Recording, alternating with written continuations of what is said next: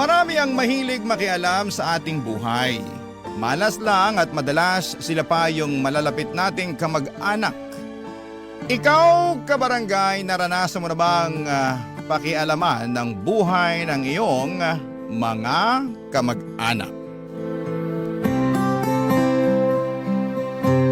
Dear Papa Dudut, ako nga pala si Erica, 30 years old at lahat naman siguro tayong mga Pinoy ay merong tita na mahadera at pakialamera. Yung kahit na anong gawin mo sa buhay mo ay lagi na siyang may masasabing hindi maganda. Danas ko yan sa tita Lydia ko at lagpas 50 anyos na siya.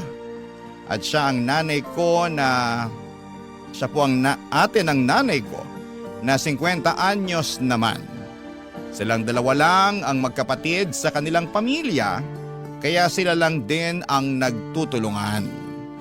Wala naman pong masama na tulungan mo ang kapatid mo. Kaya lang dahil sa minsang pagtulong ni nanay kay Tita Lydia, ay ako naman itong naperwisyo. Mula kasi sa probinsya ay tumira muna sa amin si Tia Lydia. Nagkaroon daw sila ng problema ng kanyang asawa at anak. Pakiramdam niya ay pinagkaisahan siya. Kaya syempre, kay nanay siya lumapit para magpasaklolo ulit, Papa Dudut.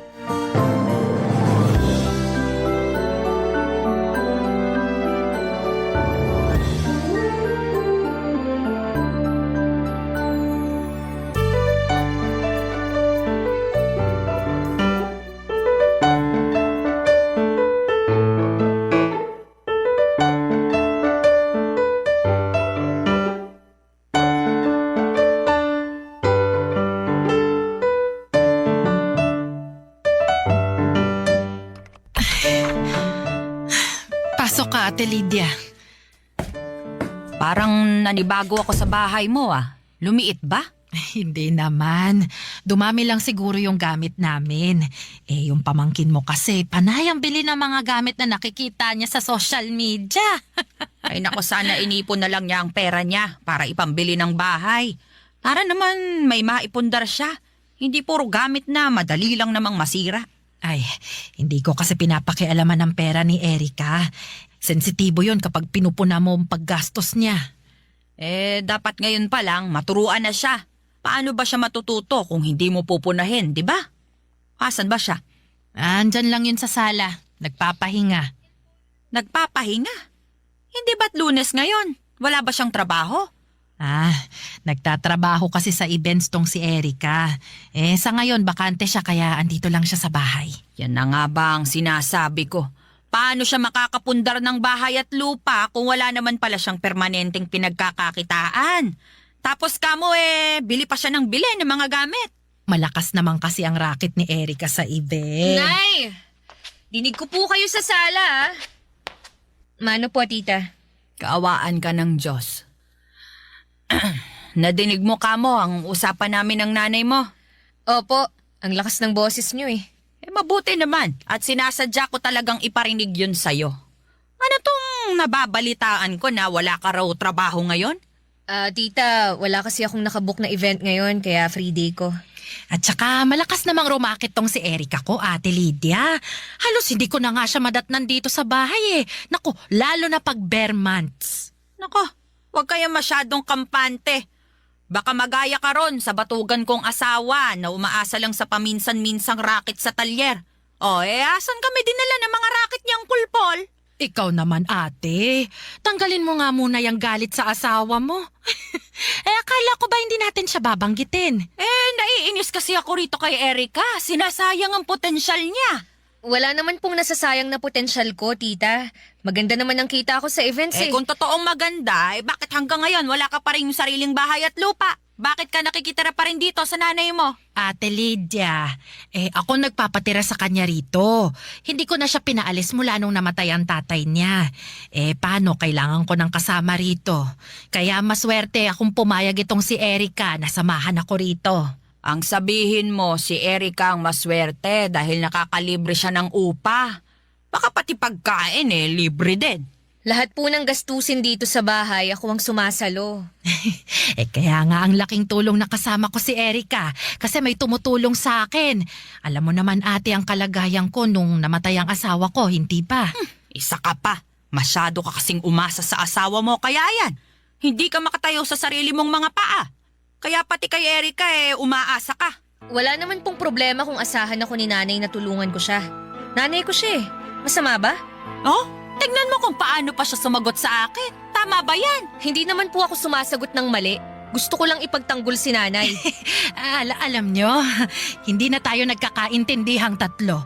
Mabuti pa, Erica, tulungan mo na lang akong bitbitin to mga dala ng Tita Lydia mo para makakain na rin tayo pagkatapos.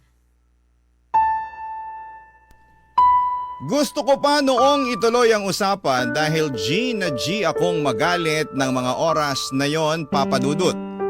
Kaya lang ay pinisil na ako ni nanay sa braso. Kaya tumigil na rin po ako. Alam naming pareho na hindi titigil si Tita Lydia hanggat sinusundan mo pa ng bala. Tumulong pa rin naman ako para bitbitin ang gamit niya. Hindi nga lang ako sumabay kumain dahil nawala na ako ng gana, Papa Dudut. Ramdam ko nang magiging stressful ang buhay ko habang nasa bahay namin si Tita Lydia. Boses pa lang niya na iirita na po ako. Alam niyo yung boses ng isang judgmental. Isipin niyo na lamang ang tunog nun. At habang tumatagal ay mas lumalala ang ugali ni Tita Lydia. Hindi na lamang talaga boses ang nakakairita sa kanya kundi lahat na lamang ng mga sinasabi niya, Papa Dudut.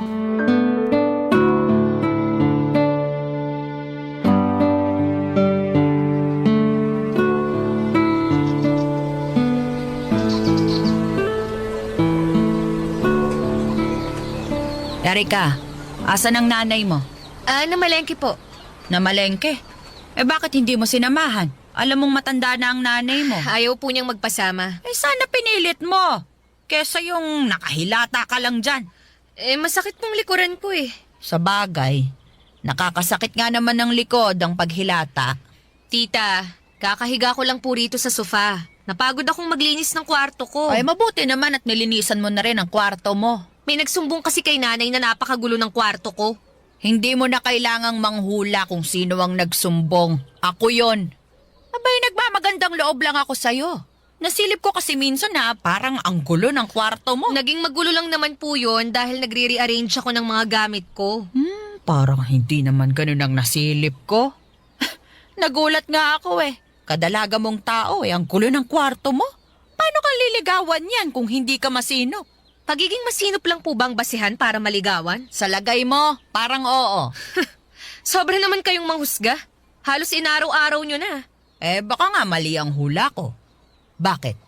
Meron ka bang manliligaw? Wala po. Hindi ako nang husga. Tama ang hula ko. Kaya mula ngayon, Erica, magsinop ka na palagi ng kwarto, ha? Bakit ho kayo? Nasilip ko minsan ang kwarto nyo. Hoy, sinilip mo ang kwarto ko? Nadaanan ko lang naman po. Ganyan ka ba pinalaki ng magulang mo? Ang makialam sa ibang tao?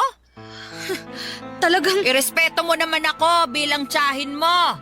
Bakit mo sinisilip ang kwarto ko? kayo rin naman ho. Hoy, magkaiba tayo. Sinilip ko ang kwarto mo dahil concerned ako sa mga kalat mo. Ikaw, sinilip mo ang kwarto ko dahil gusto mong makiosyoso. Hello, tita. Di wala ka masabi ngayon. Ay nako, lagot ka sa nanay mo kapag nalaman niya tong ginawa mo. Parehas lang naman tayo ng ginawa. Pero magkaiba tayo ng dahilan. Mas tama ang dahilan ko kumpara sa'yo. Grabe naman kayo. Alam mo, Erica, napapansin ko lang, ha? Huwag kang masasaktan, pero parang hindi maganda ang ugali mo. Parang may mali sa pagpapalaki sa'yo ng magulang mo. Wow! Tignan mo na kung paano mo tanggapin ang sinasabi ko. Alam nyo, hindi ko po alam kung bakit biglang ganito nakatindi ang usapan natin, ha? Sa kwarto ko lang naman nagsimula ang lahat, pero bakit pati ang pagpapalaki sa akin ni nanay at tatay pinapakialaman nyo pa? Dahil nag-aalala lang ako sa'yo.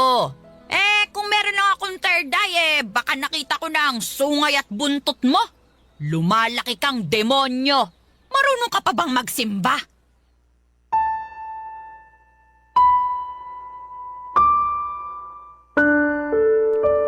Halos hindi ako makahinga sa galit ng mga oras na yon, Papa Dudut. Kung saan na napunta ang usapan, sadyang hinilo ako ni Tita Lydia nang mapansin niyang kaya ko siyang labanan sa mga mali niya. Ang galing niyang mag-manipulate ng usapan, kaya pala kahit si nanay ay wala na ring maisagot sa kanya sa tuwing tumatalak na siya. Kasi kaya niyang ilagay sa sarili niyang pabor ang lahat ng usapan. Kung hindi lang talaga masamang sumampal ng matanda ay baka ginawa ko na yon, Papa Dudut. Magkabilang sampal, gusto kong papulahin ang mga pisngi niya. Pero alam kong sa imahinasyon ko lamang pwedeng gawin ang mga bagay na yon. Dahil kahit gaano ako kagalit sa kanya ay tinuruan ako ng nanay at tatay ko na magpakumbaba. Matutong magpasensya at magpatawad.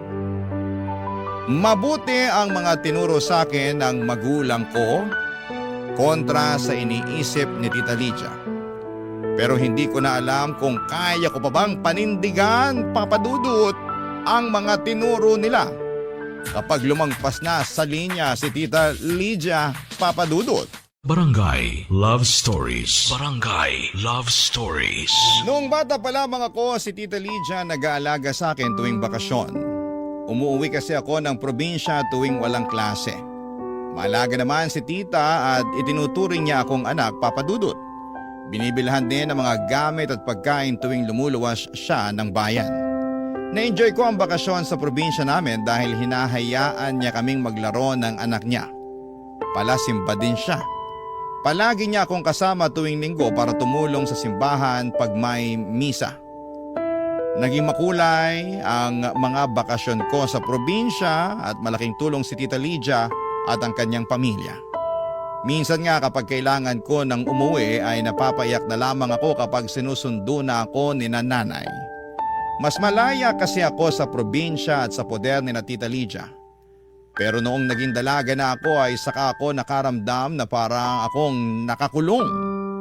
Nakakulong sa mga panghuhusga ni Tita Lydia, Papa Dudut.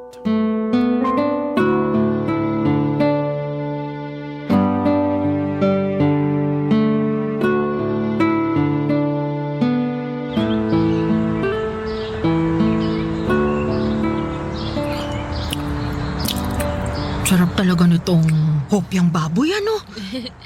Nakakain ata ako ng 6 na to. Pansin ko nga niya eh. Uy, dahan-dahan lang dyan ha. Mamaya, tataas na naman ang blood sugar mo. Eh, di pa babagsakin ko na lang bukas. Hayaan mo na ako, anak. Ngayon lang ulit ako nakatikim ng hopya. Mabuti na lang nakasalubong ko yung naglalako nito. 4 na piraso na lang pala ang natitira oh. Ubusin na natin to bago pa tayo maunahan ng mga langgam mamaya. Ipatong mo na lang sa ibabaw ng ref. Hindi na umaabot yung mga langgam doon. Eh bakit kasi hindi na lang natin ubusin, Nay? 4 na lang oh. Tig-2 tayo. Ano, G? Anak talaga. Sapat na itong nakain ko. Tsaka ngayon mo pa ako inalok niyan eh. Tinakot mo na ako sa blood sugar ko. Ay, naku. Itira na lang natin ito para kay Tita Lydia mo. Ay, okay. Anak, alam kong naiinis ka sa Tita Lydia Alam mo. niyo naman po pala eh. Eh pero bakit wala naman kayong ginagawa? Hinahayaan niyo akong ipahiya niya sa harapan niyo. Minsan pa pati sa harapan ng mga kapitbahay natin, pinagsasabihan niya ako ng hindi magaganda. Hayaan na lang natin. Mas malawak ang pangunawa mo. Ganun kita pinalaki, hindi ba? Hindi naman natin pwedeng gayahin kung ano man ang ginagawa niya sa atin. At saka anak, intindihin mo na, may pinagdaraanan rin kasi siya. Eh lahat naman ng tao may pinagdadaanan na eh. Pero hindi lahat eh gumagaspang ang ugali tulad ni tita. Ay basta, wag na nating patulan, ha? Sundin mo na lang ako anak, ha? Wag ka nang pumatol, maliwanag? Ay, may balita ako. Oh, ate, hopya oh, meron pang 4. Salamat. Ano ba ito? Ay, alam nyo ba?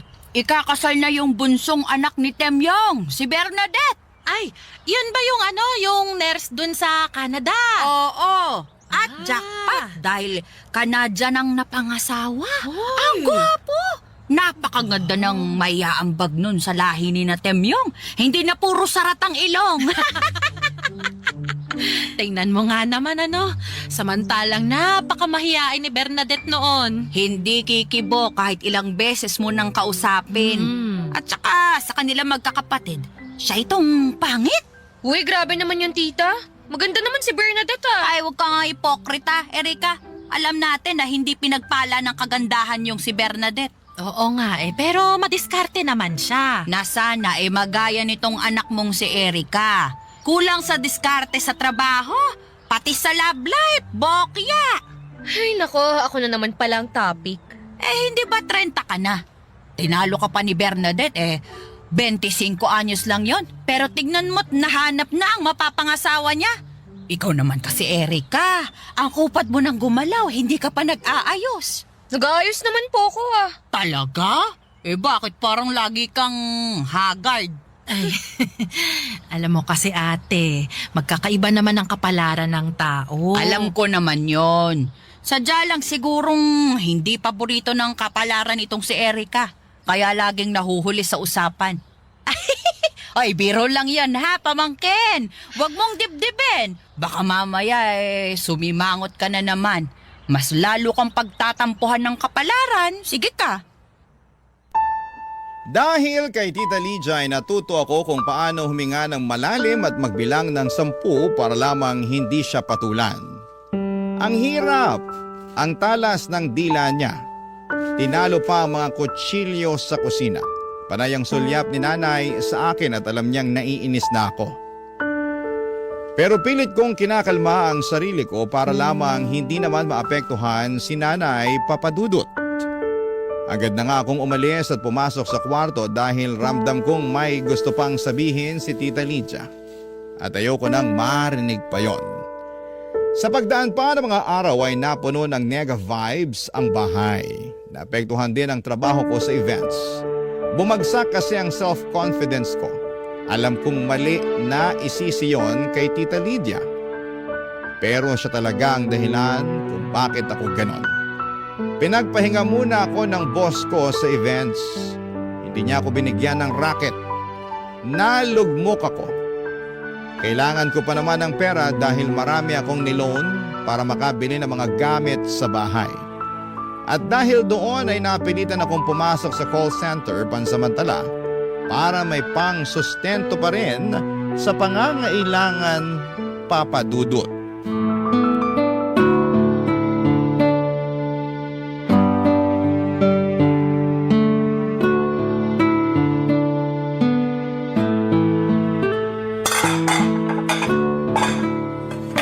Ate Lydia, paabot naman ang kubyertos. Sandali! Oh, heto. Oh, asan pala ang anak mo? Ilang pananghalian na natin siyang hindi nakakasabay Si Erika, natutulog pa siguro. Paabot naman ako nung mangkok dyan. Tanghaling tapat, tulog. Mga kabataan talaga ngayon. Hindi gumaya sa atin noon na bago pa tumilaok ang manok gising na tayo.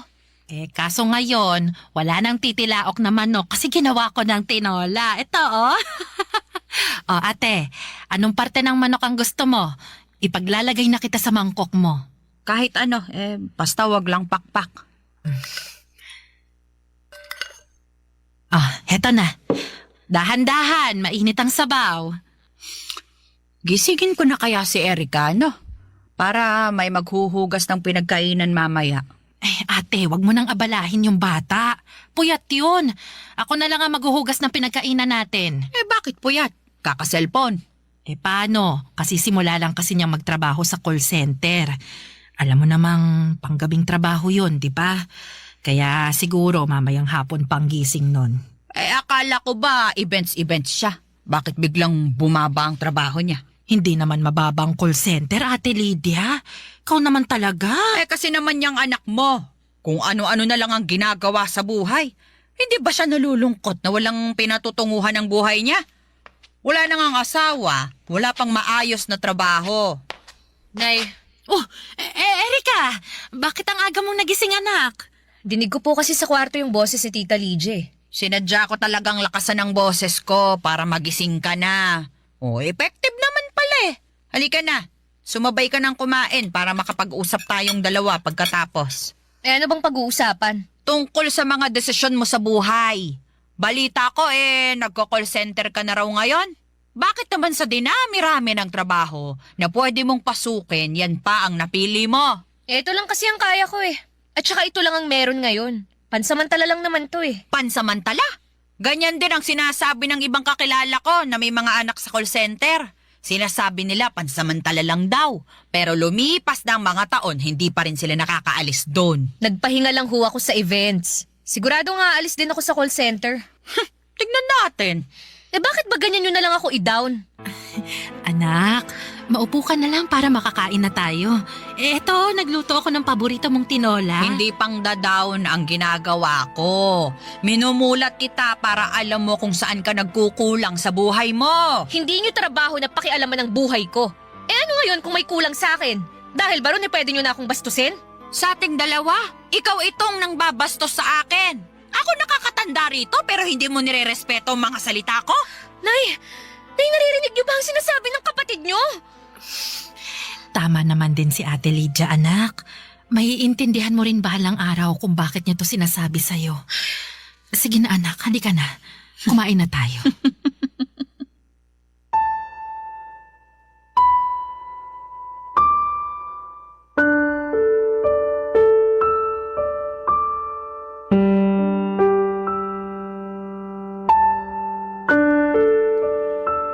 Imbes na sumalo sa kanila para kumain ay mas pinili kong maligo na lamang para tanggalin ang init ng ulo ko. Pagkatapos noon ay umalis na ako ng bahay, Papa Dudut. Hindi ako nagpaalam kahit pa kay nanay at pabalang kong sinarado ang pintuan.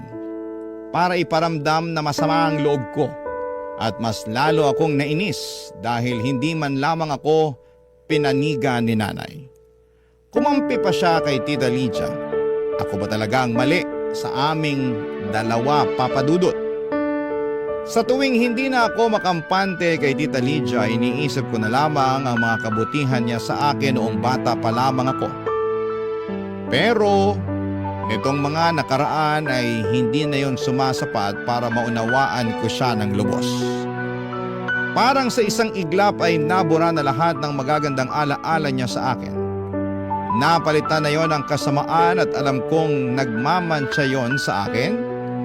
Baka hanggang kabilang buhay pa nga. Grabe ang mga pinagdaanan ko kay Tita Papa Dudut. Barangay Love Stories. Barangay Love Stories. Lalo akong na-down sa mga komento ni Tita Lydia, Papa Dudut, na ako halos lumalabas ng kwarto sa takot na makita si Tita Lydia. Alam kong meron siyang makikita ulit na mali sa akin at hindi ko na kayang pakinggan pa yon. At napapansin na rin ni nanay na ayaw ko nang lumabas ng kwarto. Kaya siya na rin ang nag-aabot ng pagkain ko. Ayos lang sa kanya kahit na hindi na ako sumabay kumain kasama sila. Kung alam lang ni Tita Lydia na ang struggles ko sa mental health ko ay sobra na. Akala ba niya ay hindi ko naiisip ang mga naiisip niyang mali sa akin? Hindi ko kailangan ng isang taong magpapaalala ng mga mali sa akin, Papa Dudut. Gusto ko nang makakaunawa na tao. Pero mula noong nakasama ko ulit si Tita Lydia, walang oras na hindi na ipapaalala sa akin kung ano ang mali ko. At hindi nakakatulong na walang masabi si nanay tungkol dito, Papa Dudut.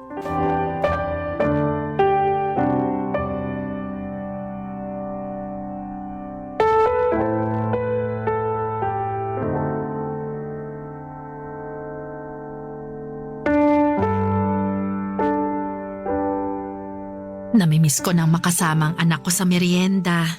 Kailan ka ba babalik sa dati? Kapag umalis na si Tita Lydia. Hindi mo na ba siya kayang unawain? Nay, labas na lang po ulit kayo kasi parang gusto ko mapag-isa na naman. Ay, sige na. Hindi na. Aawat na. Hindi nyo man lang ako makampihan kapag pinagsasalitaan na ako ni Tita. Gustuhin ko man. Pero alam mo namang hindi ko kayang awayin ang Tita Lydia mo. Kaya hinahayaan nyo na lang na ako ang awayin niya tungkol sa mga desisyon ko sa buhay. Nakwento ko na ba sa'yo kung paano siya itrato ng nanay namin noon? Hindi pa ho. Ganito kasi yan. Alam mo naman na ako yung paboritong anak ng lolo't lola mo, hindi ba? Opo, kasi kayo yung matalino, maganda, masunurin at mapagkumbaba. At dahil doon, napapansin nila lagi ang mali sa tita Lydia mo. Lagi siyang naikukumpara sa akin. Naaawa na nga ako nun sa kanya kasi masasakit na ang salita ng lola mo. Maski nga ibang tao dinadown din siya kapag nalalaman nila ang achievements ko. Kaya ba ginagawa niya rin sa akin kung ano man ang ginawa sa kanya noon ng ibang tao? Pero bakit sa akin? Hindi lang naman sa'yo, anak. Kahit sa mag-ama niya mismo. Nako, lalo na sa pinsan mo. Bakit sa tingin mo andito siya ngayon? Bakit hindi pa niya ma-realize na mali ang ginagawa niya? Kailangan bang ubusin niya ang bait at pasensya ng lahat ng tao sa paligid niya? Hindi ko rin pala naikwento sa'yo. Pero alam mo namang maaga akong nag-asawa, di ba? Nabuntis ako bago makapagtapos ng kolehiyo. Laking galit ng lola mo sa akin noon. Pagkatapos nun, bumaba ang tingin sa akin ng lolo't lola mo. Lalo na't hindi rin nakapagtapos ang tatay mo. Tapos hindi pa magandang trabaho. Ako na ang pinag-initan ng lola mo. Pero alam mo ba kung sinong sumalo sa akin? Si Tita Lydia. Tanda ko pa kung paano niya kalabanin ang lola mo para lang ipagtanggol ako. Kahit siya naman na itong pinupuri sa aming dalawa. Ganun ako kamahal ng ate Lydia ko. Kaya ganun nyo rin siya ipagtanggol kahit mali na siya. Hindi lang siguro niya napapansin na mali siya. Kasi ginagawa lang naman niya ang nakasanayan niya sa nanay namin. Pero mabait ang tita Lydia mo, anak. Kailangan lang natin siyang unawain.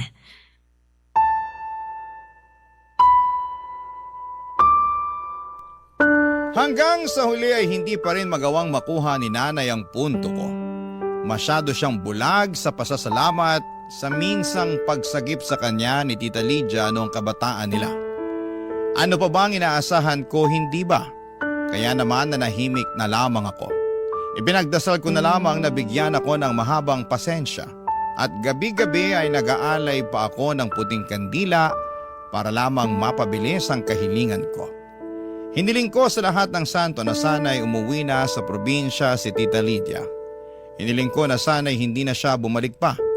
Pero mukhang hindi nakita ang puting kandila ko mula sa kalawakan. Baka marami pang humihiling sa Diyos. Kaya ang Tita Lydia kasama pa rin namin sa bahay. Mag-adjust ng mag-adjust.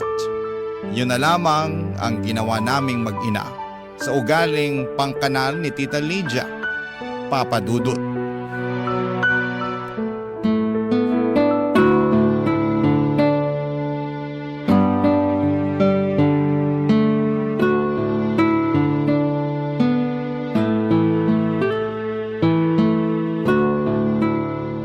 Ate Lydia!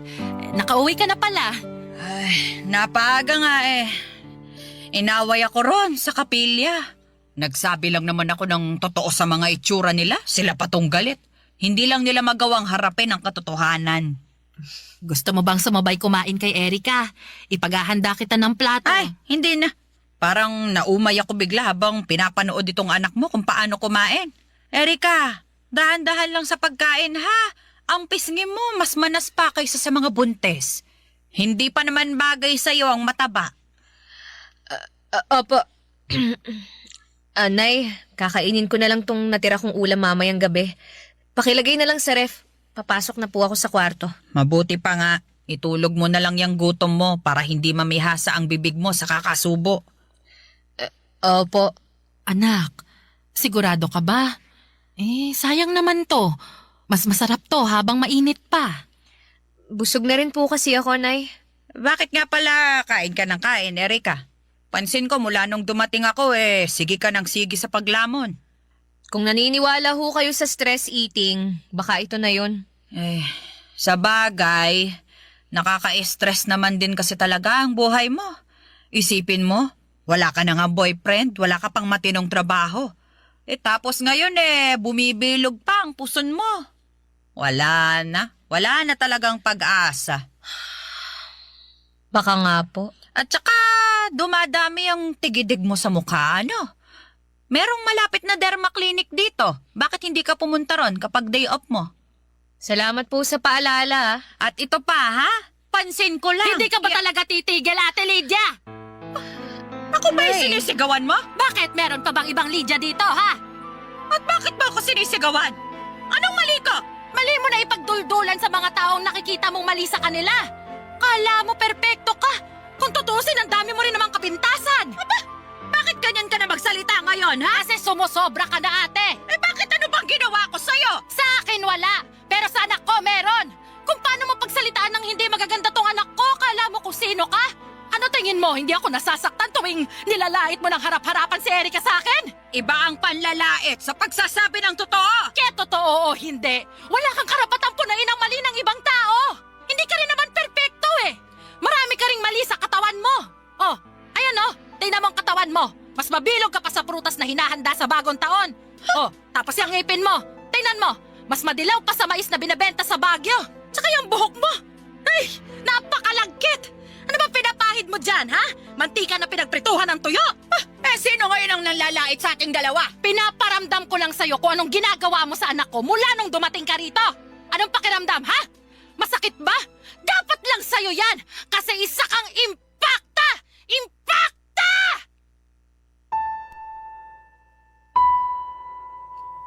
Hindi nakaimik si Tita Lydia maski ako ay nagulat. Sinabihan ako ni nanay na huwag patulan ang mga salita ng kapatid niya pero sa dulo ay hindi na kinaya pa ni nanay. Siya na mismo ang nagsabi ng hindi magaganda kay Tita Lydia. Napapangiti na lamang ako sa gilid at ang sarap din sa pakiramdam na maipagtanggol ng sarili mong nanay. Sa dulo ng kanilang usapan ay pinagsabihan na ni nanay si Tita Lydia ng mahinahon. Nagpasalamat ito ng buong puso sa pagtatanggol sa kanya noong kabataan nila. Humingi rin si nanay ng dispensa dahil sa pagkukumpara sa kanilang magkapatid. Pero ginaya ni nanay ang sinabi ko noon sa kanya. Responsibilidad natin ang pag-aayos sa mga masasamang ugaling na kasanayan natin dahil sa pananakit sa atin ng ibang tao. Pinagsabihan din ni nanay si Ate Lydia o si Tita Lydia na kung hindi ito titigil sa kakasabi ng pangit sa akin ay mapipilitan itong paalisin si Tita Lydia sa bahay namin. Mula noon ay hindi na ito nagsabi ng hindi maganda, Papa Dudut. Tahimik na po ito at hindi na nang pupuna. Maraming salamat po sa pagbasa ng aking liham. Ang inyong forever kapuso at kabarangay, Erika. Ano ang masasabi mo sa ating Barangay Love Stories today? Aabangan namin yan sa aming comment section. Ang mga kwento ng pag-ibig, kwento ng buhay, at kwento ng pag-asa dito sa Barangay Love Stories. Love Stories.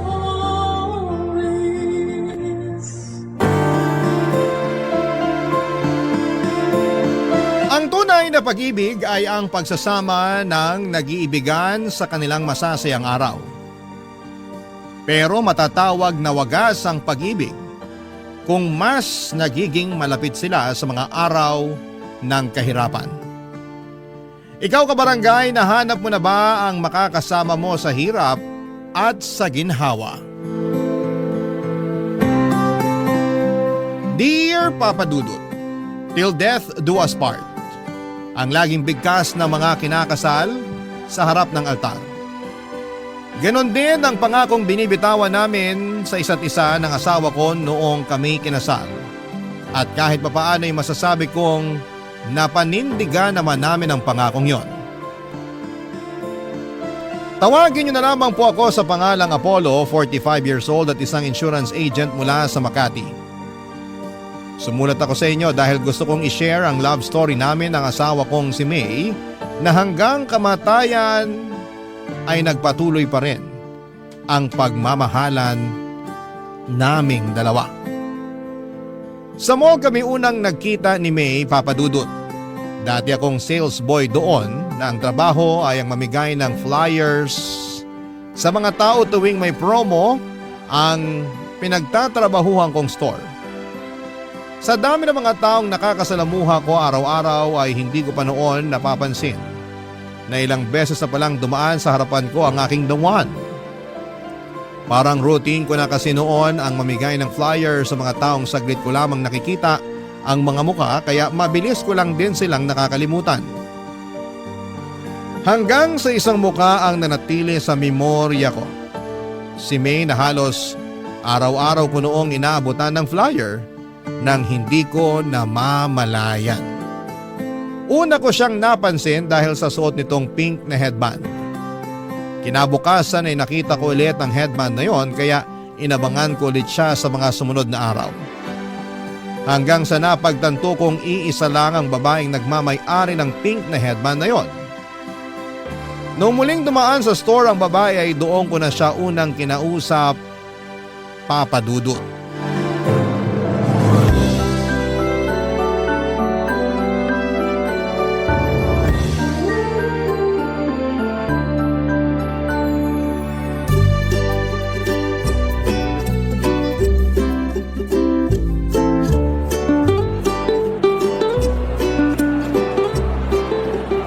Good afternoon, ma'am. Ito po, flyer. May promo po kami this month. Baka gusto niyo po mag-avail. Salamat. Ay, teka lang.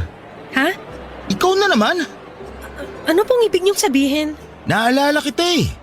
Ikaw yung lagi kong inaabutan ng flyer tuwing hapon. Baka po nagkakamali lang kayo. Hindi. Naalala ko yung pink mong headband eh. Dumaan ka na naman kahapon dito, di ba? Tapos nung nakaraang araw din. Hindi po ako yun. Aalis na ako. Sandali lang, sandali. Hindi nga ako yun. Huwag ka matakot sa akin. Nagtatanong lang naman ako eh. Tsaka, wala namang masama kahit araw-araw kang kumuha ng flyers namin. Curious lang talaga ako. Hindi nga ako yun, ang kulit. Talaga ba? Kahit i-check natin yung CCTV ng store? Ha? May CCTV ba rito? Oo! Ayan oh, sa tapat ng store namin. Natutuwa lang ako sa ginagawa mo na kahit araw-araw kitang inaabutan ng flyer, kinukuha mo pa rin. Yung iba kasi, ni hindi man lang nila ako pansinin kapag nag-aabot ako sa kanila.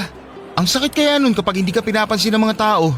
Nahihiya lang din kasi ako kapag hindi ko kinuha yung inaabot mo. So, ikaw ngayong babae kahapon sa anong nakaraan. Sabi na eh, hindi ako nagkakamali. Naalala ko yung headband mo eh, kasi kakaiba. Pambata. Total, nandito ka na lang din. Baka naman may time ka para explain ko tong laman ng flyers namin. Okay. Hindi naman ako nagmamadali. Okay, sige. This month kasi, may promo kami. Kailan ba birthday mo? Tapos na. Tapos na ba? Sayang naman. Kapag kasi birthday mo this month, may 20% discount ka kapag bumili ka dito sa store ngayong buwan. Kasi anniversary namin. Pero huwag ka mag-alala.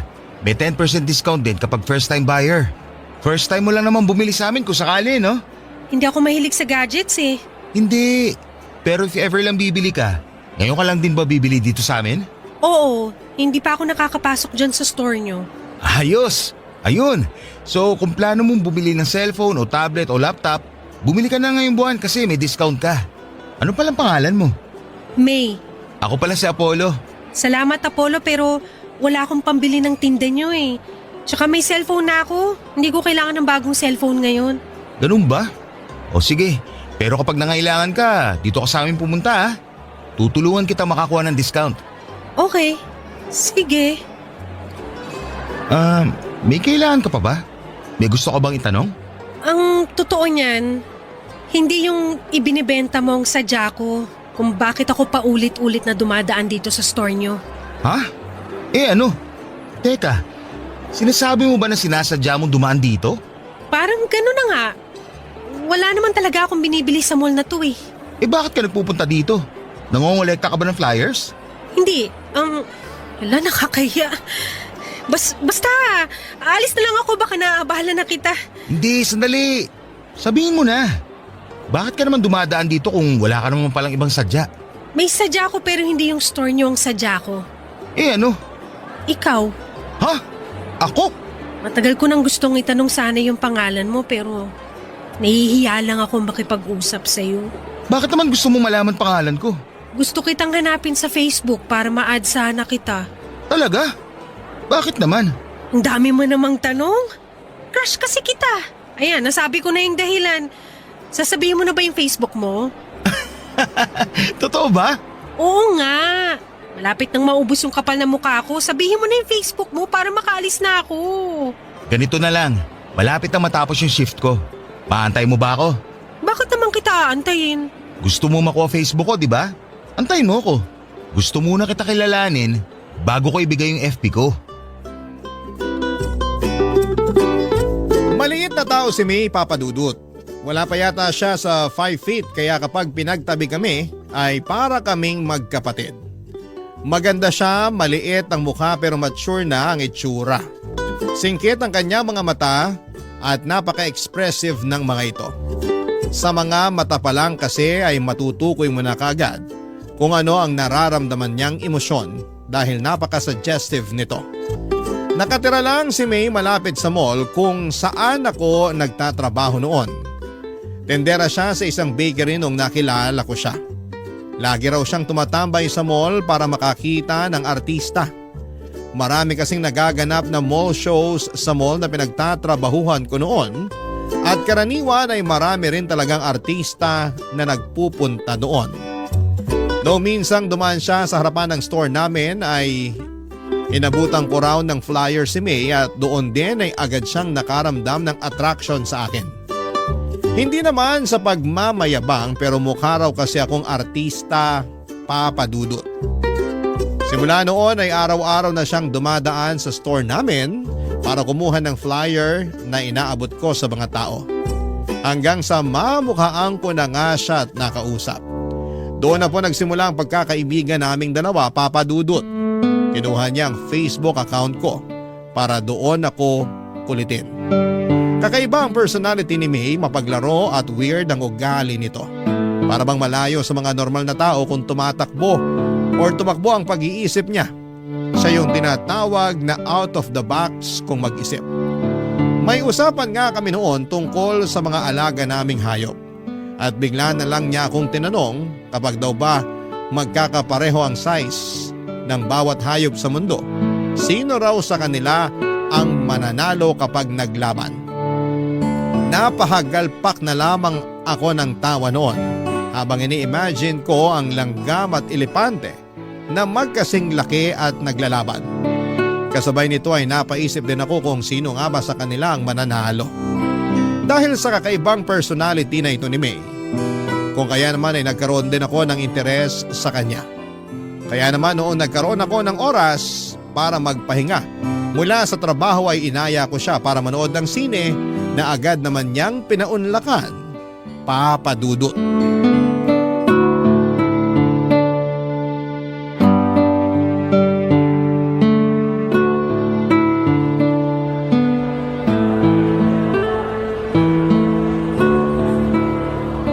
Ang lala ng twist ng pinanood natin ah.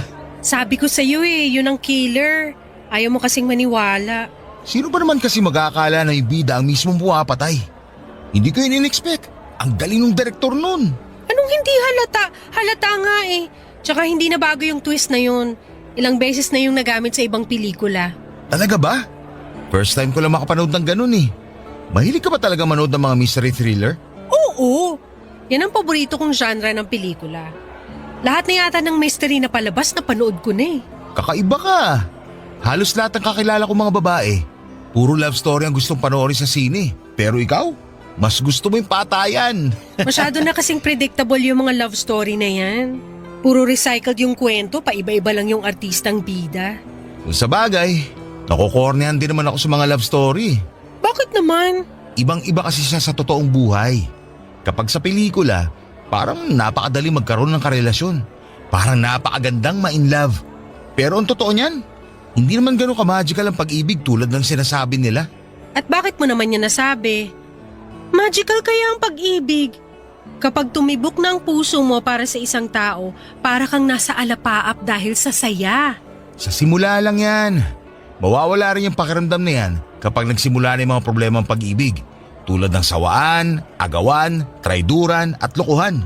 Parang pinagdaanan mo yung mga yan Hindi ko naman yan sasabihin ko, hindi ko pa naranasan eh. Bakit? Sino bang bumasag sa puso mo kaya ganyan ang tingin mo sa pag-ibig? Wala, wag na natin pag-usapan yon. Sige na, share mo na. Yung last girlfriend ko kasi, nakipagwalay sa akin noon. Kasi hindi niya raw nararamdaman yung spark sa pagitan naming dalawa. Tapos, natural lang naman yun. Kung hindi niya napanindigan yung pagmamahal niya sa'yo, ibig sabihin, hindi siyang para sa'yo. Parte yun ng paghahanap ng pag-ibig. Kaya nga ayoko sa mga love story na palabas dahil doon. Hindi nila ipinapakita ibang parte ng pag-ibig. Yung parte na masakit. Kasi ang mga pelikula for entertainment yan. Hindi yan ginawa para pagdusahin ng mga manonood. Masyado mo namang siniseryoso yung mga palabas sa sinihan. Babalik tayo sa ex mo. Anong nangyari pagkatapos nun? Ayun, wala pang 1 linggo. Nabalitaan ko na lang na sila na pala ng kaibigan ko. Magtutropa kasi kami tapos nung naghiwalay kami ng ex ko, sinalo siya ng kaibigan ko. Nalaman ko na lang na matagal na pala siyang inaantay ng tropa ko. Kaya nung nalaman niyang hiwalay na kami, pumila kagad siya. Ang saklap naman nun. Pero at least hindi kayo pinagsabay, di ba? Mas masakit yun. Kahit ano pa nangyari, ang ending, nasaktan pa rin ako. Ang puso, kailangang masaktan para maintindihan mo kung ano ba talaga ang ibig sabihin ng totoong pagmamahal. Ikaw ba? Nasubukan mo na ba masaktan? Sa pag-ibig? Hindi pa. Bakit? Siguro ikaw yung nananakit. Hindi Hindi ko pa na-experience yung masaktan dahil hindi ko pa naman naranasang makipagrelasyon. Talaga? Hindi pa? Oo, hindi ko pa naranasang magkaroon ng boyfriend. Wala ka pa naman palang nakarelasyon eh. Pero kapag magbigay ka ng payo, parang ang dami mo na experience ah. Mahilig kasi ako magbasa tsaka manood kaya parang na-experience ko na rin kahit papano yung tinatawag nilang pag-ibig. Iba pa rin kapag totoong karanasan. Eh diligawan mo ko para masubukan ko na magkaroon ng boyfriend. Lo, ang prangka mo talaga kahit kailan. Hindi naman na kasi sikreto na may gusto ko sa'yo. Ikaw lang naman yung inaantay ko eh. Ay nako, tara na nga. Baka kung saan pa mapunta tong usapan na to. Kain muna tayo bago umuwi. Okay, sige.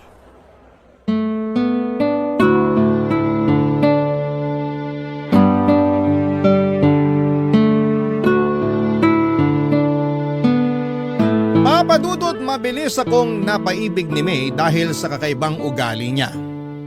Napakasaya niyang kasama. Tuwing nasa tabi ko siya ay para bang nagliliwanag ang buong mundo ko. Wala akong ibang ginawa kundi ang tumawa at matuto kapag nakakasama ko siya. Niligawan ko siya at ang panliligaw na yon ay umabot ng 3 buwan dahil kakaiba rin ang paraan nito ng pagtanggap ng manliligaw. Mahilig kasi sa mga mystery games si May at ang kondisyon niya noong niligawan ko siya ay kailangan ko raw na magawa ang 3 bagay na nasa checklist niya. Hindi niya sinabi kung ano-ano ang mga yon kaya natagalan bago ko siya napasagot. Sa ilang buwang pagsasama namin ni May, ang isang bagay lang ang sigurado ako sa kanya at yon ay ang kakaiba siyang mag-isip. Kaya ang ginawa ko ay gumawa ako ng mga bagay na hindi pang karaniwan hanggang sa nakuha ko rin ang mga nasa checklist niya. Una na rito ang mag-date sa sementeryo. Naisip kong gawin yon dahil nasaktong birthday ng namayapa niyang nanay. Sinamahan ko siyang dumalaw sa sementeryo at doon din ay nagdala kami ng pagkain at nag-date. Para sa kanya, sementeryo ang isa sa mga pinakaromantikong lugar na pwedeng puntahan ng magkasintahan dahil bukod sa tahimik, ay ipapaalala lamang nito sa 2 nagmamahalan kung gaano kaikli at kaimportante ang buhay para lang paglaruan nito. Medyo dark pero may punto naman siya, papadudot.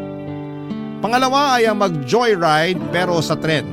Sumakay kami sa last trip ng MRT mula sa North Avenue papunta sa Taft at sabay naming binilang ang bawat landmark na aming nalampasan. Ang pangatlo naman, ang bagay na hindi ko makakalimutang ginawa ko para kay May, ay noong sabay kaming nagpatato kay Apo Wangod. Noong isinama kami ng kamag-anak ko mula sa abroad na magsagada.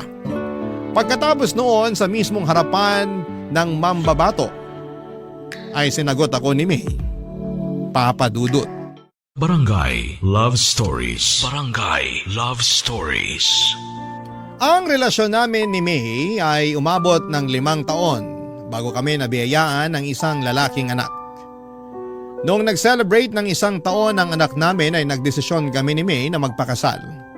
Sabay naming binuo ang isang pamilyang masaya at puno ng mga hindi malilimutang karanasan. Matapos nga ang 3 taon ay nasundan pa ang panganay namin ng isa namang babae. Maayos ang naging buhay namin ni May sa mga sumunod na taon. Nakahanap ako ng bagong trabaho bilang isang insurance agent samantalang nanatiling housewife. Ang asawa ko para maalagaan ang 2 naming anak, Papa Dudut. Napakasimple lang ng buhay namin noon. Hindi man kami nabiyayaan ng yaman ay labis-labis naman ang sayang pumapalibot sa pamilya namin. Ito'y dahil hindi hinayaan ni May na maging boring ang pamilya namin. Lagi siyang may handang pasabog sa bawat araw ng buhay namin na siyang nagiging core memory ng bawat isa sa amin. Lalo na ang mga anak namin. Hindi siya nawawala ng pakulo mula sa paggawa ng gawaing bahay, pag-iipon ng pera at kung ano-ano pa. Lagi siyang gumagawa ng laro na naging bonding time na rin namin. Isa sa mga hindi ko malilimutan tuwing nanonood kami ng TV ay paunahan pa kami sa paghula kung anong brand ng patalastas ang nasa screen namin. Pero ang masasayang araw na yon ay nabigyan ng tuldok nung bigla na lamang nakaramdam ng kakaiba si May sa kanyang katawan. Laging sumasakit ang binti nito noon. Nang ipacheck namin sa doktor, ang nararamdaman niya ay napagalamang mayroong bukol sa hita niya na kasing laki ng ponkan. Sumailalim siya sa iba't ibang klase ng test tulad ng MRI, ultrasound at biopsy.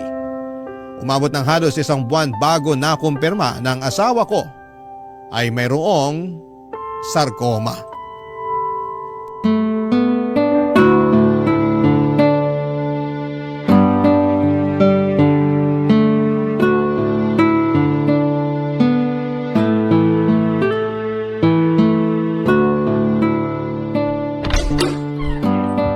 Mahal, nandito na ako. Maaga ka umuwi ngayon ah. Oo, wala akong masyadong nakasabay mag-commute. Ewan ko ba? Sana ganun lagi para maaga ako nakakauwi. Nasaan pala yung mga bata? Tulog sila pareho. Halika rito, tabihan mo ko, may ipapagawa ako sa'yo. Ano yun? Ito, ginawan kita ng word search puzzle. Word search? Oo, bilugan mo yung mga salitang mahahanap mo rito. Para saan naman to? Basta, may 5 salita akong nilagay dyan. Okay, wala bang clue? Ano mga salita yung hahanapin ko? Mga medical term. Medical term? Okay. Ayun, malignant, tama ba? Tama, 4 pa. Ano pa ba? Hindi ako maalam sa mga medical na to eh. Ito, tama ba to? Biopsy! Galing! 3 pa, dalingan mo. Para saan ba kasi to? Basta, kapag nahanap mo na lahat yung words, may ibabalita ako sa'yo. O sige. Ayun! Therapy. Ayun pa! Tumor! Isa na lang. Nasaan pa ba? Hindi, mali. Nahanap ko na yung huli! Cancer! Congrats! Ano namang kinalaman ito sa ibabalita mo sa akin? Ano ba yung mga nahanap mong salita? Cancer, tumor, therapy, malignant, tapos biopsy. Teka, dumating na ba yung mga test mo sa ospital? Oo, nagkausap na kami ng doktor ko kanina. Confirmed. Ang alin? Yung mga binilugan mong salita, yan yung sakit ko. Cancer. Ano? Pinaglaro mo ako para lang sabihin may cancer ka? Pinaglolo ko mo ba ako, May? Ang boring naman kasi kapag sinabi ko lang sa'yo ng diretsahan. Mas maganda yung may thrill para surprise. Sa tingin mo, nakakatuwa itong ginagawa mo? Buhay ito pinag-uusapan natin. Magseryoso ka naman kahit ngayon lang. Hindi lahat pwedeng gawing laro. May cancer na nga ako, pinapagalitan mo pa ako. Sorry. Ikaw kasi. Anong sabi ng doktor? Anong klaseng cancer? Anong stage? Sarcoma. Ano yun? Anong klaseng cancer yun? Hindi ko maalala yung sinabi ng doktor. Parang cancer sa buto at sa tissue. Parang ganun. Buong katawan. Kailangan ko raw ng treatment para maagapan yung pagkalat ng cancer. Kailan ka magsisimula? Wala pang date. Sinabi ko kay Doc na kakausapin muna kita tungkol dito. Magpa-treatment ka na. Huwag na natin patagalin to. Pero kakayanin ba natin yung gastos? Huwag mo nang problemahin yan. Ako nang bahala sa gastos. Magagawan ko yan ng paraan. Hindi ba mas makakabuting mamatay na lang kaysa idamay ko pa kayo sa problemang to? Anong pinagsasabi mo? Ang pera, nahanap yan. Ang buhay, hindi na yan napapalitan. Mas gusto ko na lang na malubog sa utang kaysa mamatay kami. Tandaan mo yan. Oh, nagagalit ka na naman. Ayoko lang na ganyan ang iniisip mo. Walang mabuting maidudulot ang pagkamatay mo. Kaya labanan mo yung sakit mo. Para sa mga anak natin at para sa akin. Sige, oo, lalaban ako. Magpapagamot ako. Alam na ba to ng mama mo? Ikaw pa lang ang pinagsabihan ko. Tatawag ako kay mama mamaya baka sakaling makahiram din tayo sa kanya ng panggastos. Kakausapin ko rin yung mga kapatid ko tungkol dyan. Basta ang mahalaga ngayon, magsimula ka na sa treatment mo. Papadudot lumaban si May at ginawa ko ang lahat para matustusan ang mga gastusin para sa treatment niya. Nag-apply ako sa mga loans at naghanap ng sideline para mabayaran ang mga hospital bills ni May. Hindi rin naman po kami pinabayaan ng mga kamag-anak at kaibigan namin. Nagpaabot din ng tulong ang pamilya ni May, ganoon din ang mga kapatid ko. Minsan kapag nasa ospital kami, ay ang mga in-laws ko ang nagbabantay sa mga bata. May oras nga noon na ilang linggong nawalay sa amin ng mga anak namin dahil kinailangan namin magstay sa ospital noon.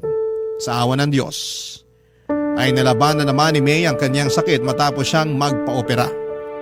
Tumalab ang treatment nito at sumailalim sa remission o pagkawala ng mga sintomas ng kanyang sakit ang asawa ko.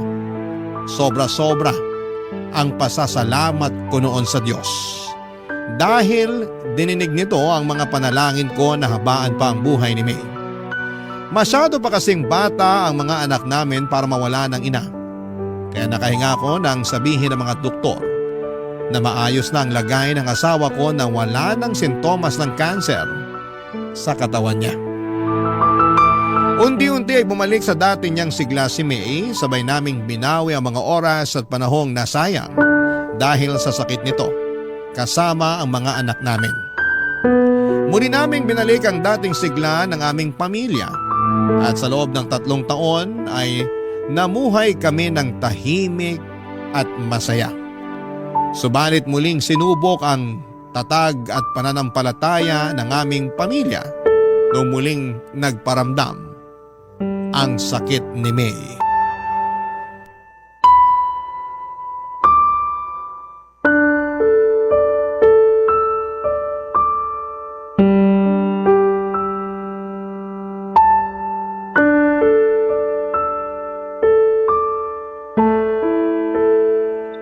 So paano ngayon yan? Nasa ospital pa rin ba kayo ngayon? Kakauwi lang namin ng bahay. Kumusta si May? Ayun, parang wala lang sa kanya yung nalaman niya. Mas ako pa nga yung apektado eh. Ako pa yung mas naunang umiyak kaysa sa kanya. Ganun naman talaga si May eh. Hindi masyadong nagpapakita ng kalungkutan. Ayaw kasi niya na madama yung mga tao sa paligid niya. Matapang yun eh, pero kahit ganun, samaan mo na lang muna siya. Alam ko na kahit hindi yun nagpapakita ng emosyon eh, mabigat ang pakiramdam nun ngayon. Alam ko naman yun. Nagpapahinga na siya ngayon. Kailan ulit siya sasailalim sa kimo niyan? Bukas na ulit. Medyo aggressive daw yung cancer sa katawan niya. Kaya mas madugo ang treatment ngayon kaysa noon. Hayaan mo, isasama ko siya sa mga panalangin ko. Manalig lang kayo sa Diyos. Malalampasan niyo rin to katulad ng dati. Salamat, Dan. Kung kailangan niyo ng tulong, huwag kang magdalawang isip na tawagan ako. Pwede ako magbantay sa mga bata kapag nasa ospital kayo. Salamat pero nakausap ko na si nanay tungkol dyan. Siya muna ang tatao dito sa bahay kapag nasa ospital na kami. O siya, sige na. Magpahinga ka na rin. Salamat sa pagtawag, pre ha. Walang anuman. Apollo? Apollo? Sandali lang po, nandyan na. Ma. Pasok po kayo. Nasaan ang anak ko? Okay na ba siya? Nasa kwarto po si May. Nagpapahinga na po siya. Bumiyahe ako agad nung nabasa ko yung text mo. Ano bang nangyari sa kanya? Sumakit po yung likod niya kaninang umaga. Namimilipit na siya sa sakit. Kaya itirakbo ko na lang siya sa ospital. Anong sabi ng doktor? Maayos na ba siya? Ma, bumalik po yung cancer ni May. Ano? Diyos ko, May. Akala ko ba maayos ng lahat? Akala ko pa wala na siyang cancer. Yun nga rin po ang alam namin eh. Pero sabi ng doktor, may pagkakataon talaga na bumabalik yung tumor sa mismong pinanggalingan nito. Mahabaging Diyos, ano nang nangyayari dito sa anak ko? Ma, sa inyo ko lang po muna sasabihin to. Hindi pa po to alam ni May. Pero bago kami umuwi, nakapag-usap kami ng doktor niya. Anong sinabi niya sa'yo? Masyado daw aggressive yung cancer cell sa katawan ni May. Binigyan na po siya ng doktor ng taning. Anong sabi mo? 2 weeks hanggang 2 months na lang daw po itatagal ng katawan niya. Hindi ito maaari. Baka naman nagkakamali lang yung doktor. 2 weeks? Magkausap lang kami kahapon ni May sa video call. Ang lakas-lakas pa ng anak ko. Basta ang sabi lang po sa akin, ihandaan na lang po natin ang mga sarili natin. Pero ma, huwag niyo na lang ho sanang sabihin to kay May ha. Ayokong mapanghinaan siya ng loob. Diyos ko, ang anak ko. Gagawin naman daw po ng mga doktor ang magagawa nila para mapahaba pa ang buhay ni May. Umaasang tumalab yung treatment at mapahina ulit yung cancer katulad ng dati. Pero sa pagkakataong to, baka raw po medyo dehado. Anong klaseng doktor yan kung hindi pa man nagsisimula yung treatment nawawala na sila ng pag-asa? Tayo na lang po ang inaasahan ni May. Kaya wag din sana tayo mawala ng pag-asa. Palaban si May at alam kong lalabanan niya itong sakit niya. Magtiwala po tayo sa Diyos. Papadudot ang panalangin ko noon sa Diyos ay dugtungan pa ang buhay ng asawa ko. Pinagbigyan niya ako at dinugtungan niya ang buhay ni May. Maaaring kalabisan na kung humingi ulit ako sa kanya ng oras pero yun po ang ginawa ko. Ipinagpanalangin ko ulit na sana'y malampasan namin ang panibagong dagok sa buhay namin at tunay ngang God is good dahil ang hiling kong yon ay muling tinupad ng Panginoon. Nalampasan po ni May ang taning na ibinigay sa kanyang buhay. Ganon pa man ay tuluyan ng humina ang katawan nito. Nakaratay na lamang siya noon sa kama, hirap kumilos, hirap kumain, hirap huminga. Ang tanging nagagawa na lamang niya noon ay ang umiyak ng umiyak dahil sa sakit na nararamdaman niya mula sa iba't ibang parte ng kanyang katawan. Hindi ko po iniwan si May sa kanyang laban. Lagi akong nasa tabi niya sa tuwing nahihirapan siya. Mula umaga hanggang sa pagtulog namin ay hawak-hawak ko ang mga kamay niya para maiparamdam ko sa kanyang hindi siya nag-iisa. Hanggang sa nag-decide si May na itigil na ang treatment niya. Hindi na raw kaya ng katawan niya ang bagsik na dulot ng mga treatment na ginagawa sa kanya. Pakiramdam niya ay mas lalo lang daw siyang nanghihina. Hindi ako pumayag noong una pero dahil sa pakiusap nito ay wala na akong nagawa kundi ang ibigay ang kahilingan niya. Umabot pa nga ng 4 na buwan si May bago tuluyang bumigay ang katawan niya. Papadudot na gulat ako sa naging reaksyon ng puso ko noong nag-flatline si May. Nakahinga ko. Sa halip na balutin ako ng kalungkutan ay nakaramdam ako ng kaginhawahan. Sa wakas ay tapos na ang paghihirap ng asawa ko. Hindi na niya kailangang mamilipit sa sakit. Hindi na niya kailangang umiyak. Hindi na niya kailangang maghabol ng kanyang hininga. Payapa na siya. Wala nang paghihirap. Wala nang pagdurusa. Barangay Love Stories. Barangay Love Stories. Papadudot ang isa sa mga pinakamahirap na parte ng pagluluksa ay ang pagharap sa katotohanan. Sa mga huling buwan ni May ay inihanda ko na ang sarili ko sa pagkawala ng asawa ko.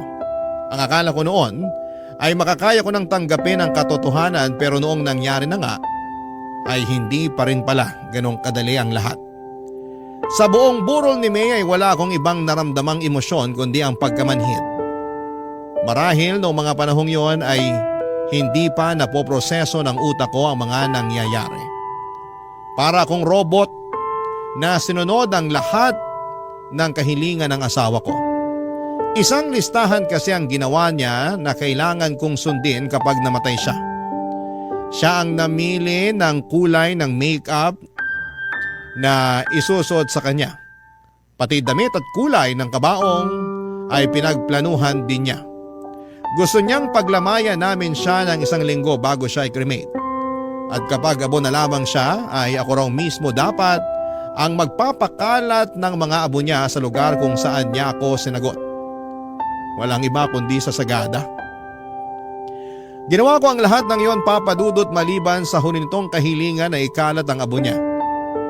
Hindi ko pa kasi siya kayang bitawan.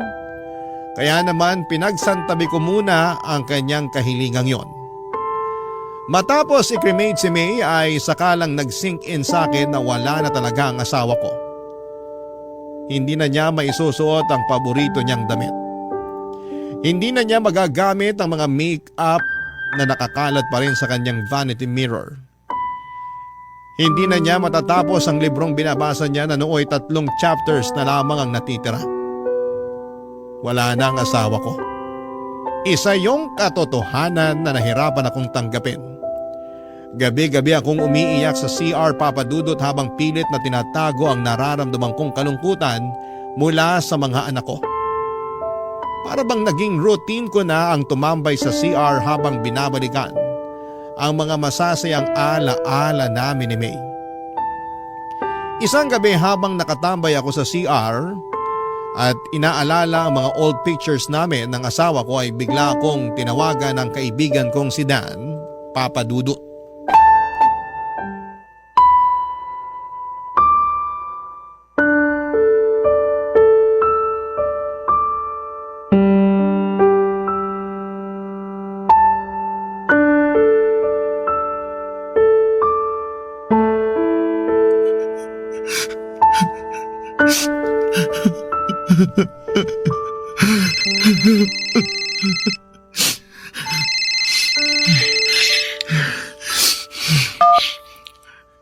Hello, Dan.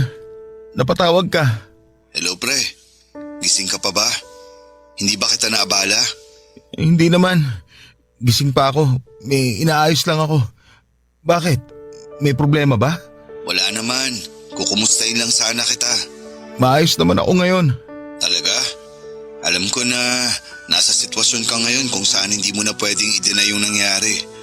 Ngayong tapos na ang lahat, ngayon mo lang mararamdaman yung sakit ng pagkawala ng asawa mo. Alam ko yun kasi naranasan ko na rin yan nung namatay yung asawa ko. Kaya naiintindihan ko kung hindi ka man okay ngayon. Ang hirap lang talagang tanggapin, pre. Ito mga nakaraang araw, akala ko kaya ko eh. Yun pala, nakakaya ko lang yung bawat araw kasi maraming tao nakapaligid sa akin. Nandiyan na kayo ng kaibigan at pamilya ko. Pero ngayon mag-isa na lang ako. Ngayon lang tumama yung sakit. Ngayon ko lang naramdaman yung kalungkutan. Ang hirap. Sobrang hirap. Yan din ang sinabi sa akin ni May noon. Sinabi ni May? Anong ibig mo sabihin? Ang totoo niyan, pre, tumawag ako sa iyo ng ganitong oras dahil kay May. Hindi kita maintindihan, pare. Bago namatay si May, nagkaroon kami ng pagkakataong mag-usap. Isang bilin ang ibinigay niya sa akin. Sinabihan niya ako na samahan kita sa pagluluksa. Na kapag nakremate na siya't lahat, kapag wala na yung mga taong nakikiramay, kapag bumalik na ang lahat sa normal, tawagan daw kita para kumustahin ka. Sinabi niya yun sa'yo? Oo, pare. Alam kasi niya na yung mga unang gabi na wala na siya sa tabi mo, yun ang mga pinakamalungkot na gabing mararanasan mo. Tumawag ako sa iyo ngayon dahil sa bilin ng asawa mo at bilang kaibigan na rin. Kaya kung ano man ang gusto mong ilabas, kung ano man ang gusto mong sabihin, narito ako't makikinig. Maraming salamat, pare. Hindi ko alam kung paano ako magsisimula eh. Paano ko sisimulan ang bawat araw ko kung wala na yung tao nagsisilbing araw ko? Wala na yung tao nagbibigay buhay sa pamilya ko. Paano ko pupunan yung kawalan ni May sa pamilya namin? Huwag kang magsimula. Hayaan mong kusang mangyari ang mangyayari. Karapatan mong magluksa dahil mahal mo yung nawala. Lahat naman tayo may kanya-kanyang paraan ng pagluluksa eh. Kaya kung ano yung mas makakapagbawas sa bigat na nararamdaman mo ngayon, yun ang gawin mo. Nandito naman kami na willing tumulong eh. Nandiyan ang mga magulang at kapatid mo, pati na rin ang biyanan mo. Hindi ka nag-iisa, Apollo. Maraming salamat sa pagtawag mo. Kahit papano, nabawasan tong bigat na nararamdaman ko ngayon. May nasabi pa ba sa'yo si May? Sinabihan niya ako na ako na raw bahala sa'yo at gabayan ko raw yung mga anak niyo. Siguraduhin ko raw na tulungan kitang matanggap ang nangyari. Hindi ko alam kung bakit ako yung napili ni May, kung bakit ako yung pinagkatiwalaan niya, pero siguro dahil biyudo na ako kaya naisip niya na isa ako sa makakatulong sa'yo. Pinagkatiwalaan ka niya kasi mabuti kang kaibigan. Isa ka sa mga taong malaki naging parte sa buhay namin. Ganon din naman kayo ni May sa akin eh. Kayong dalawa yung naging kasangga ko nung nawala ang asawa ko. Kaya nararapat lang na ibalik ko sa inyo yung pabor. Basta tandaan mo lang, isang tawag lang ako kapag may problema ka. Maraming salamat ulit, pare. Walang anuman.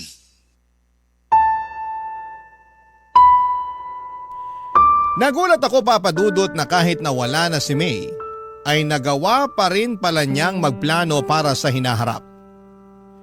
Hindi ko lubos maisip na kahit nasa kalagitnaan na ng paghihirap si May, ako pa rin ang iniisip niya. Mas lalo tuloy akong nalungkot at nangihinayang sa sanay magandang buhay ng asawa ko. Napakabata pa niya para pumanaw. Marami pa siyang pwedeng mapasaya sa buhay kaya sobra akong nasayangan sa sanay buhay na pwede pa nitong maranasan. Papa Dudut, hindi lang si Dan ang binili ni May na tumawag sa akin. Sa ika-40 days ng pagkamatay ni May ay nagkaroon ng memorial service sa bahay. Doon ay nilapitan ako ng kapatid ko at isang sulat ang ibinigay niya sa akin, Papa Dudut. Anito ay sulat yon ni May para sa akin. Pero ang kapatid ko ang nagsulat nito dahil hindi na kaya noon ni May ang bumangon. Basahin ko raw ito kapag wala ng tao sa bahay. Kapag mag-isa na lamang ako at nakakaramdam ng kalungkutan. Sa sulat ay kinumusta ako ni May. May mga ilang bilin din siya sa sulat, Papa Dudut, kung ano ang dapat kong gawin sa mga naiwan niyang gamit. Gusto niyang itapon ko na ang mga personal niyang gamit. Ang mga damit naman na pwede pang isuot ay idonate ko raw sa mga nangangailangan. Huwag daw ako mag-iwan ng bagay na magpapalungkot lamang sa akin. Kinabukasan ay yun po ang ginawa ko. Nilinis ko ang kwarto namin at kahit mabigat sa pakiramdam ay tuluyang ko nang inalis sa bahay ang mga gamit ng namayapa kong asawa. Sa mga sumunod na buwan ay nagkaroon ako ng excitement sa kung sino pa ang mga taong binilina ni May.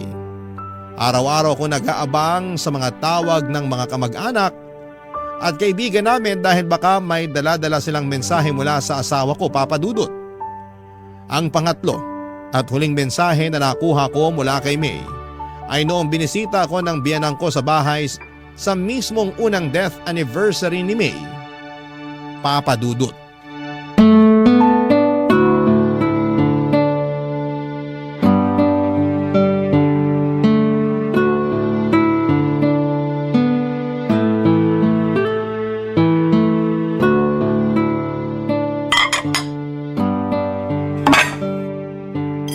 Ma, ako na po dyan. Hindi na, ako na magliligpit dito. Dalhin mo na lang to sa kapitbahay nyo. Pansit yan tsaka puto. Sayang din kapag hindi naubos, wala namang iba ng kakain. Maliban na lang kung may darating ka pang bisita. Wala na pong darating. O siya, itong itinabi kong ulam, ulamin nyo na lang bukas.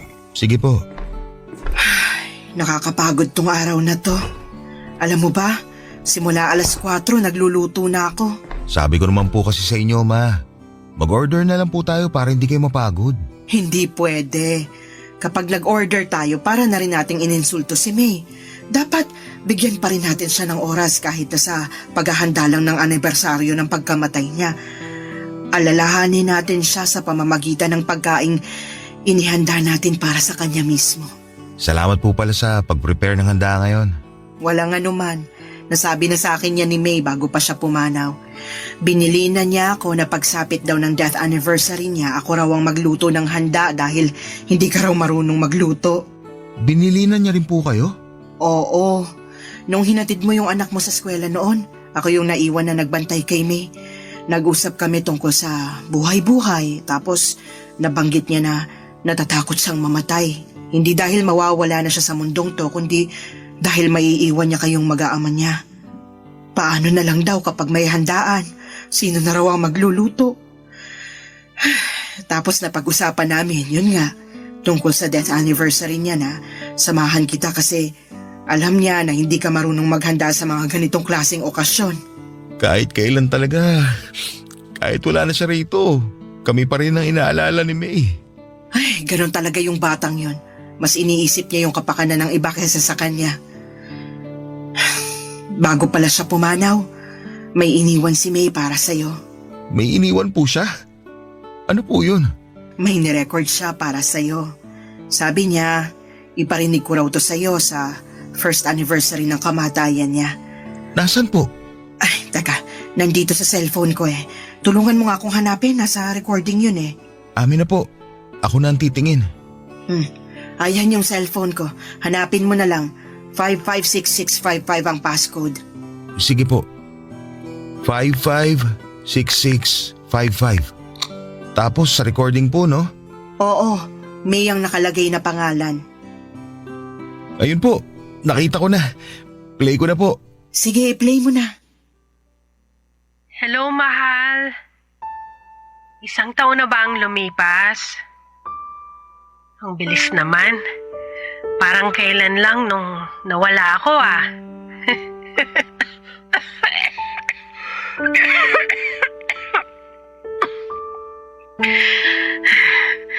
Joke lang yun ah. Baka magalit ka na naman kasi nagbibiro na naman ako tungkol sa kamatayan. Siraulo ka talaga. Kumusta ka na? Nagawa mo na ba yung mga billing ko sa'yo? Siguraduhin mo lang na maganda yung naging makeup ko, ha? Tsaka dapat, by this time, nakakalat na yung mga abo ko sa sagada. Doon mismo, sa tapat ng puno kung saan kita sinagot. Hindi pa. Hanggang ngayon nandito Tapos, pa yung mga abo yung mga mo. gamit ko, naipamigay mo na ba? Itapon mo na yung mga hindi mo gagamit. Huwag kang magtago ng mga gamit kung hindi na importante. Alikabukin lang yung mga yon. Siguro, mag-iwan ka lang ng ilang pictures ko. Para naman hindi ako makalimutan ng mga anak natin. Mahal, sorry. Hindi ko na magagawa yung pangako ko sa'yo. Nasasamahan kita hanggang pagtanda. Sorry kung hindi ko na kayang lumaban. Hindi ko na talaga kaya eh. Hirap na ako. Pero sana, kahit nawala na ako, magpatuloy ka pa rin sa buhay. Maghanap ka ng bagong taong magpapatibok sa puso mo. Ng bagong nanay sa mga bata. Walang kaso sa akin yun. Ang mahalaga lang para sa akin ay yung makita ko kayong mamuhay ng masaya, payapa, at malusog. Yun lang naman.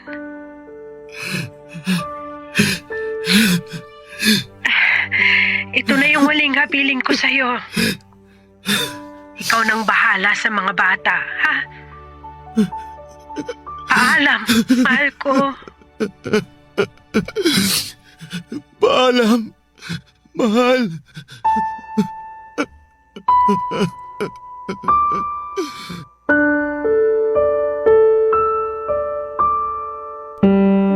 totoo niyan, Papa Dudut, ay hindi pa talaga tuluyang nakakalaya ang puso ko mula sa kalungkutan ng pagkawala ni May. Hindi pa rin talaga siya kayang pakawalan kahit na matagal na siyang namayapa. Araw-araw ay pumapasok pa rin siya sa isipan ko. Dumating nga noon sa puntong gumagawa pa ako ng senaryo sa utak ko bago ako matulog kung saan ay masayang nagsasama ang buo naming pamilya. Yun na lang kasi ang tanging paraan para mawala ang pagkalumbay ng puso ko. Pero tama ang mga sinabi ni May mula sa recording na ginawa niya. 1 taon na ang lumipas at kailangan ko na siyang pakawalan. Hindi pwedeng lagi na lamang akong nakasilip sa nakaraan, Papa Dudut. Kailangan kong harapin at tanggapin ang kinabukasan na wala na si May para na rin sa mga anak namin. Unti-unti ay sinanay ko ang sarili ko na wala ng May sa tabi ko. Ginawa ko ang lahat bilang single parent para mabigyan ng magandang kinabukasan ang mga anak ko. Nung nakahinga na ang puso ko ay dinala ko ang mga bata sa sagada at doon ay ikinalat namin ang mga abo ni May. Papa Dudut, hindi na po ako nakapag-asawa pang muli at sapat na sa akin ang 2 anak namin ni May. Hindi man kami buo ay masaya at kontento naman ang pamilya namin. Hindi ko na kailangan ng bagong pag-ibig pa dahil buo ang puso ko sa pagkakaroon ng 2 anak. Ngayon ay kailangan ko na lamang gampanan ang trabaho ko bilang magulang sa kanila sa pamamagitan ng mga natutunan ko sa dati kong asawa, Polo. Barangay Love Stories. Barangay Love Stories. Anong say mo sa Barangay Love Stories na ito? Pagkwentuhan natin sa comment section yan. Nagustuhan ng iyong napakinggan? Ituloy yan via live stream sa www.gmanetwork.com/radio. Barangay LS 97.1 4